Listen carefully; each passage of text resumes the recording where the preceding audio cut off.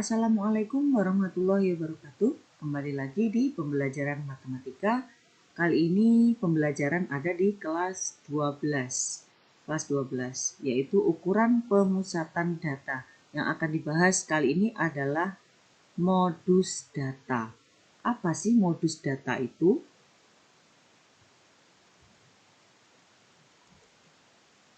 Pengertian dari modus. Modus adalah nilai yang memiliki frekuensi terbanyak dalam suatu data. Jadi nilai itu memiliki frekuensi terbanyak.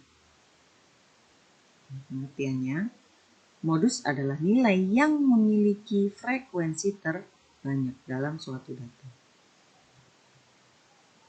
Kemudian ada modus data tunggal. Sini modus nanti ada data tunggal dan data kelompok. Contoh modus data tunggal, tentukan modus dari data berikut. Ada beberapa data nilai. Nah, agar lebih mudah, buat dalam bentuk tabel turus seperti ini. Boleh juga dihitung manual, angka 2-nya diurutkan dari angka yang terkecil, kemudian dijumlahkan angka 2-nya ada berapa, kemudian 6-nya ada berapa, frekuensinya ada berapa. Atau kita buat seperti tabel di bawah ini, nilainya dulu, datanya dulu kita tulis, yaitu di sini ada 2, 6, 7, 8, dan 10. Kok tidak urut 9? Iya, karena datanya ini tidak ada 9, sesuai dengan data yang ada di soal. Angka 2, kita cari 2. Nilai 2 ini ada berapa? Kita hitung di sini. Ada 1, 2, 3, 4, 5. Nah, di sini ada 5. Untuk sini untuk menghitung saja, untuk mengurutkan keduanya ada berapa untuk jumlahnya. Kemudian angka 6, nilai 6 ada berapa? Kita hitung juga dari data itu. 6 ternyata ada 2. Kemudian nilai 7 ada 4. Nilai 8 ada 6. Nilai 10 ada 3. Nanti setelah kita hitung, ternyata kita lihat di situ frekuensinya tertinggi itu adalah 6. Itu antara 5, 2, 4, 6, dan 3. Itu paling tertinggi yaitu 6. Angka 6 ada pada nilai atau data dari 8. Jadi di sini frekuensi yang 6, frekuensi tertinggi ini ada pada nilai 8. Artinya modus dari data tersebut adalah 8. Jadi modus itu disingkat MO. Modusnya adalah 8 karena dia memiliki frekuensi tertinggi. Jangan sampai salah, 6 ini adalah modusnya. Modus sama dengan 6. Nah, itu salah. Jadi modus di sini adalah data nilainya. Data nilai yang memiliki frekuensi tertinggi. Itu yang perlu kita ingat di dalam modus data ini. Kemudian modus data kelompok. Modus data kelompok ini berlaku untuk data-data yang disajikan dalam bentuk interval. Dalam bentuk interval ya. Ada lebar kelasnya, ada panjang kelasnya. Kemudian rumus dari modus data kelompok. Di sini ada MO, singkatan dari modus, sama dengan TB ditambah D1 dibagi D1 tambah D2 dikali P. Apa singkatan dari rumus tersebut? Nah, untuk TB itu adalah tepi bawah kelas modus. Di sini tepi bawah. Jadi tepi bawah kemarin sudah dibahas, diperoleh dari mana tepi bawah itu? Nah, kalau kelas modusnya yang paling utama kita cari dulu itu yang memiliki frekuensi tertinggi dulu. Nah, itu kelas modusnya.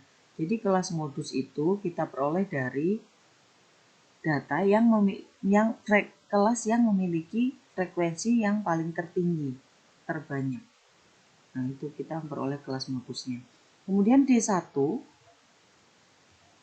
adalah selisih frekuensi kelas modus dengan frekuensi kelas sebelumnya. Jadi kita cari dulu kelas modus. Kelas modusnya itu adalah yang memiliki frekuensi terbanyak.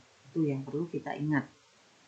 D2 selisih frekuensi kelas modus dengan frekuensi kelas setelahnya.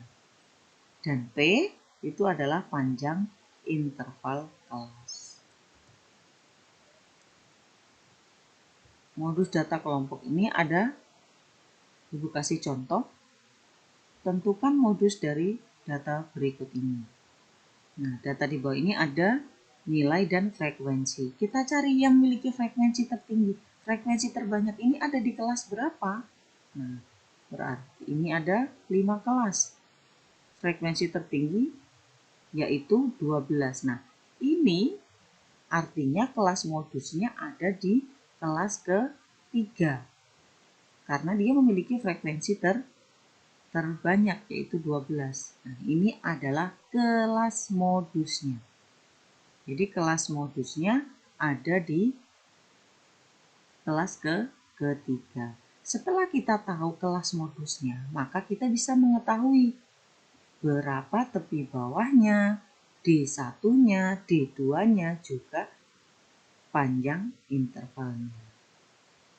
Nah, TB di sini diperoleh dari batas atasnya dikurangi 0,5, batas bawahnya dikurangi 0,5.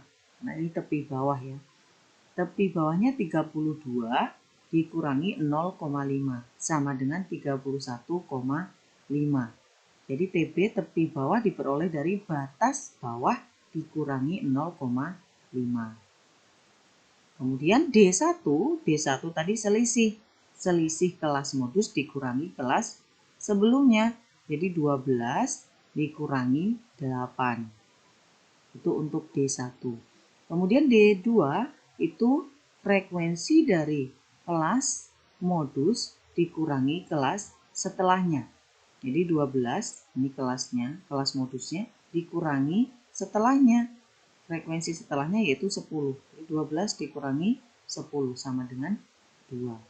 Kemudian P panjang interval. Panjang interval ini 32 ya, tepi bawah ini yang kita hitung, tepi bawah dikurangi tepi bawah yang kelas sebelumnya, atau bisa dihitung dari angka 32 ke 37. Jadi 32, 33, 34,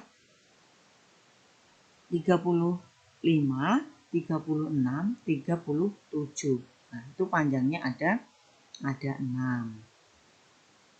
Rumusnya modus tadi ditulis kembali, MO sama dengan TB ditambah D1 per D1 ditambah D2 dikali P, panjang intervalnya. TB di sini sudah diketahui ya, karena kita sudah tulis sebelumnya di sini. TB, D1, D2, dan P, maka kita tinggal tulis di TB-nya 31,5 ditambah 4 dikurangi 4 ditambah 2 dikali P. Jadi perlu kita rincikan, perlu kita jabarkan yang untuk TB, D1, D2, dan P. Karena nanti agar memudahkan kita langsung menghitung ke rumusnya. Langsung mensubstitusikan atau masukkan nilai-nilai itu ke rumusnya. Jadi MO sama dengan 31,5 ditambah 4 kali 6. Jadi 24.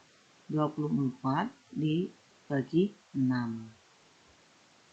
Sama dengan 31,5 ditambah 4. Ini cara menghitungnya. Jadi kalau penjumlahan ini ada penjumlahan desimal, itu komanya harus lurus. Kalau 4 itu artinya 4,0. Jadi untuk penjumlahan dan pengurangan, komanya itu harus lurus cara menghitungnya. Gimana kalau misalkan pembagian ini hasilnya banyak komanya? Nah, kalau nanti hasilnya desimalnya itu koma, maka yang kita ambil yaitu 2 angka di belakang koma. Cukup 2 angka di belakang koma. Atau 1 angka di belakang koma jika di sini komanya 1. Boleh juga 2 angka di belakang koma. Jadi maksimal 2 angka di belakang koma. Kemudian kita hitung hasilnya yaitu 35,5. Itu untuk modus data kelompok dari soal yang sudah disiapkan. Cara menghitungnya harus ingat ya, desimal itu komanya harus lurus. Silahkan diperhatikan. Nah, kemudian silahkan mengerjakan soal latihan di bawah ini. Ada 3 soal. Yang nomor 1 ada data tunggal. Yang nomor 2 itu masih data tunggal ya. Dia nilainya 5 ada 2.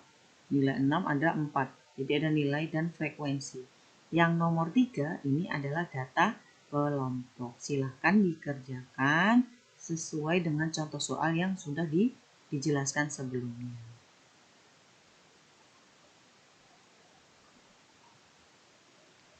Terima kasih telah menonton video ini. Semoga video ini membantu belajar di rumah. Selamat belajar dan terima kasih. Wassalamualaikum warahmatullahi wabarakatuh.